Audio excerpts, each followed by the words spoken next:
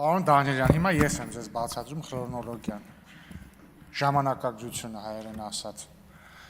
Սահմանազատման գործընթացը դեռ չէր սկսվել, հայտարարվել էր, որ հեսա սկսվելու է։ Դուք ձեր շարժումը, ձեր սրբազանի հետ չէիք սկսել, ենթադրում եմ նույնիսկ չէիք էլ պլանավորում դեռ։ Ստեղ այս ազգային ժողովի դահլիճում, այդտեղ նստած, կամ այն ժամանակ կարող մի փշակ վերև եք նստում, չեմ հիշում, այդտեղ եք։ Ահա, շատ լավ, այդտեղ նստած։ Այդտեղ նստած եք, հետո քայլեցիք, եկաք ստեղ, կամ էլ տեղից էլ եք ասում եք, ուզում են ոսկեպարի եկեղեցին հանձնեն Ադրբեջանին։ Ես էլ հիշում եմ այնտեղ նստած, ասեցի, պարոն Դանիելյան, ոսկեպարի եկեղեցին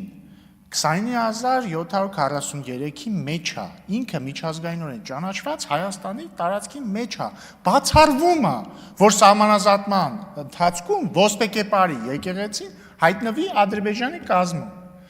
Դրանից հետո դուք սկսեցիք ձեր շարժումը, մի 1000 անգամ էլի կրկնեցիք, որ ոսկեպարի եկեղեցին տալու են Ադրբեջանին, արդյունքում եղավ սահմանազատումը, ոսկեպարի եկեղեցին չտրվեց Ադրբեջանին։